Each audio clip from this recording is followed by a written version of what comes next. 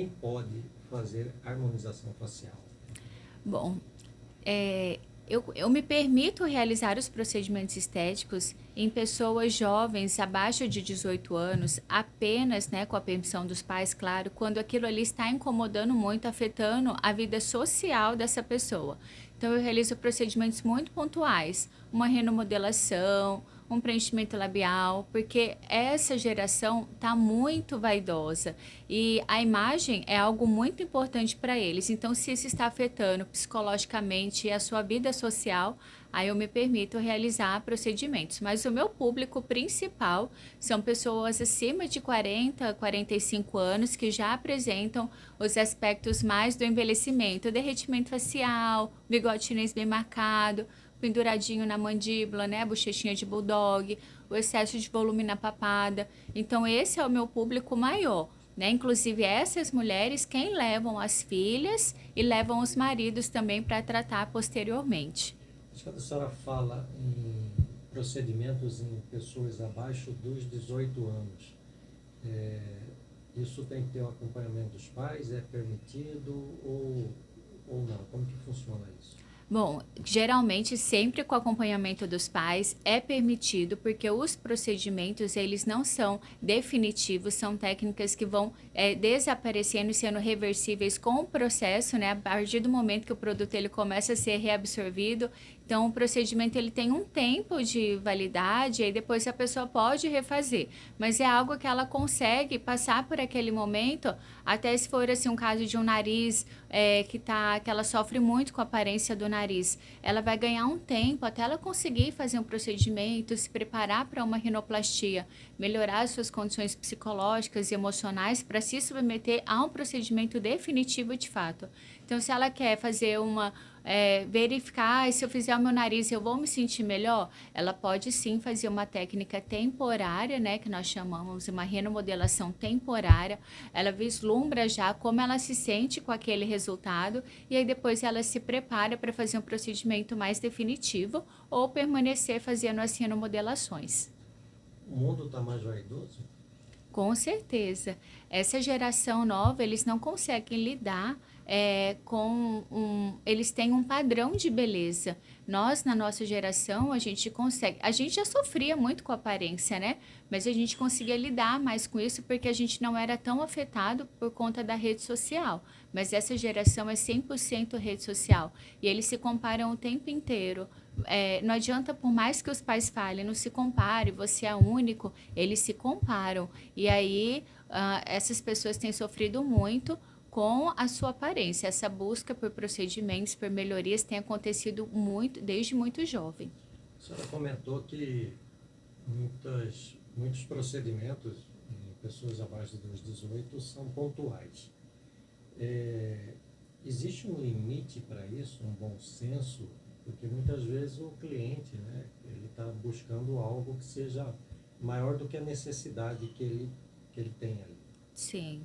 Isso tem uma nomenclatura, chama dismorfismo corporal. Quando a pessoa ela não consegue se enxergar da maneira que ela é. Ela sempre está insatisfeita com a sua aparência, sempre está procurando mais. E aí cabe ao profissional ter o bom senso, né? Por quê? Eu falo muito que o nosso maior diferencial é sempre rejuvenescer com naturalidade. Mas como que a gente conquista a naturalidade? Como saber até onde eu posso ir e ainda conseguir ficar de forma natural?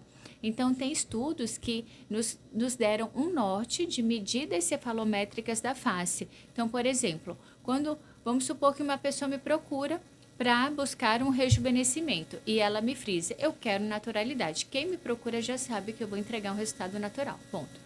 Como que eu vou saber até onde eu posso ir com essa pessoa? Vai ser pelo meu achismo? Pela minha percepção? Aí eu posso colocar tantos ml que vai ficar natural. Não, não é bem assim. Nós temos medidas que são referências. Essas medidas a gente chama de cefalometria. São estudos da face. Então, nós, através de paquímetros, réguas, eu faço uma análise, um estudo da face do paciente. A gente tira as medidas, compara as proporções e aí eu sei aonde está com deficiência, aonde está com excesso E aí a gente monta um planejamento baseado naquilo que eu enxergo, sim, nas minhas considerações, mas alinhada ao que a métrica me deu, ao que a referência me deu. Porque muitas vezes é muito comum. O paciente chega e fala assim, doutora, eu fiz um preenchimento aqui na região malar, porque nós aprendemos estudando que essa é uma região de sustentação da face. Então, é muito comum ser uma pessoa que não tem referência de medida querer fazer essa estruturação malar zigomática, porque é um ponto de suporte. Então, a pessoa chega e fala assim, eu não gostei, eu me olhava e não me reconhecia. Mas por quê? Quando eu vou fazer a medida cefalométrica dela, eu vejo que a altura facial dela está menor comparada à largura. Então, em tese, eu não poderia aumentar absolutamente nada em largura, nem que seja 1 ml. Então, eu tenho que achar meios de estruturar essa face, mas sem fazer estruturação óssea. Entende? Então, a gente tem essas referências para nos nortear. Até onde eu posso ir que eu vou conquistar naturalidade. Eu percebo que existem alguns casos de pessoas, inclusive famosas, né, em que parece que há um certo excesso naquela harmonização. A pessoa fica muito diferente, fica... A harmonização, na verdade, não ficou aparentemente... Bonita, né? Ficou bacana. Mas também existem pessoas em que é feita a harmonização e parece que não foi feito. Sim. Como que é isso? Bom, a gente tem algumas situações. Primeiro, alguns influencers como o Eliezer, ele além de ganhar os procedimentos, ele ganhava também toda vez que ele fazia os procedimentos. Então, ele ganhava 2 vezes.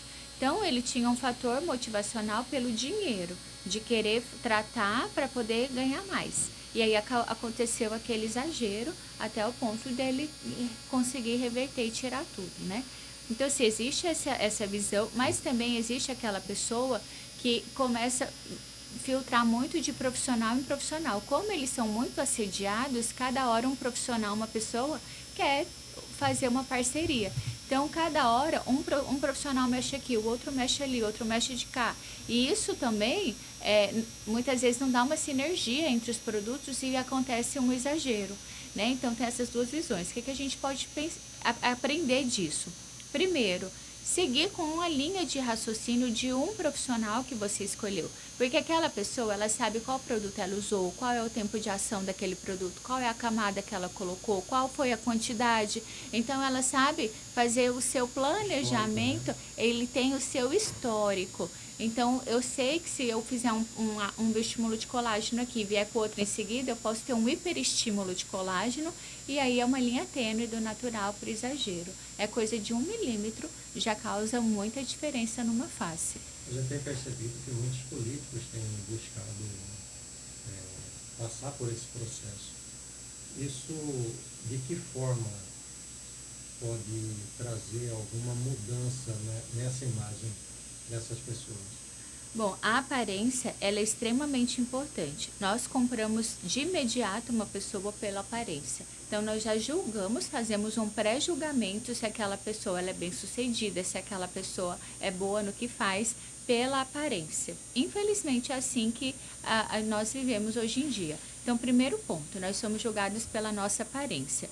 Segundo, políticos usam a sua imagem, né? Eles estão ali dando a cara a tapa. Então, eles precisam estar com uma imagem para aparecer bem nas entrevistas, em tudo que ele precisa aparecer, né? Para ele estar com uma boa... Senão, ele vira meme na internet, né? Vira meme. Olha lá, o boca de sapo, olha lá, entendeu? Vira meme, o povo não perdoa. Então, ele precisa estar com uma aparência legalzinha para não virar, né, o cerverola, um olho aqui, outro de cá, entendeu? Então, assim, a gente tem que estar ok para estar enfrentando os julgamentos. Então, quanto melhor a pessoa tiver, mais ela se sente autoconfiante e essa autoconfiança é bom para a performance dela, né? Se eu não tivesse a aparência que eu tenho hoje, se eu tivesse incomodada com alguma coisa da minha face, eu não ia estar confortável em frente à câmera, eu ia estar falando com você, mas ai, será que ele está notando isso, será que ele está notando aquilo? Porque nós temos isso no nosso consciente, né? A gente fica ali, nossa, será que fulano está vendo? Né? Então, assim, os homens são um pouco mais desprendidos, mas eles também têm essa vaidade, sim, Mas nós temos isso, né? Eu não consigo ter essa confiança necessária se eu não estiver bem comigo mesmo. Então, por isso que os procedimentos de harmonização facial, eles vieram e foram muito bem aceitos, porque a pessoa não precisa parar a vida para rejuvenescer. Você pode fazer um procedimento agora e voltar para sua rotina de trabalho, entendeu? Você não precisa ter aquele tempo de recuperação enorme. Você não tem o medo do resultado. Será que vai ficar bom? Porque você já sabe que vai ficar bom, entendeu? Inclusive atendo jornalistas, né, que estão ali na televisão porque eles sabem que eles vão fazer um procedimento e no outro dia vai estar gravando normalmente. Então, o que ganhou o coração das pessoas é isso. Saber que vai ficar natural, saber que a previsibilidade dos resultados e também uma recuperação muito rápida e muito confortável e sem dor, né? Procedimentos mais confortáveis também. Doutora, a gente percebe o seguinte, que as redes sociais, a senhora citou anteriormente, elas proporcionam a busca pela harmonização facial, porque a pessoa quer parecer bem e talvez até melhor do que a Sim. outra que está ali.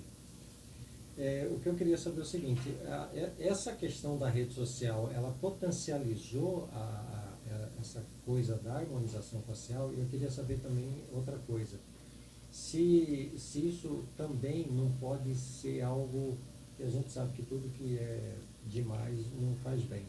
Se isso também não é uma coisa que pode trazer outras consequências, né? Eu concordo. Eu acho que o mal do século, né, o pessoal fala que é a depressão. Eu acho que é a comparação. Né? Porque na rede social nós temos a vida perfeita. Ninguém tá ali chorando, né? Raro. Ninguém tá ali pobre, né? Todo mundo tá viajando, feliz, né? Com a vida maravilhosa. Então, assim, você às vezes está num momento ruim, né, se sentindo com a autoestima baixa, e você abre lá o seu Instagram, tá de cara com a Gisele Bündchen, aquela mulher maravilhosa. Você fala, nossa, como ela é perfeita, como eu sou horrível, entende?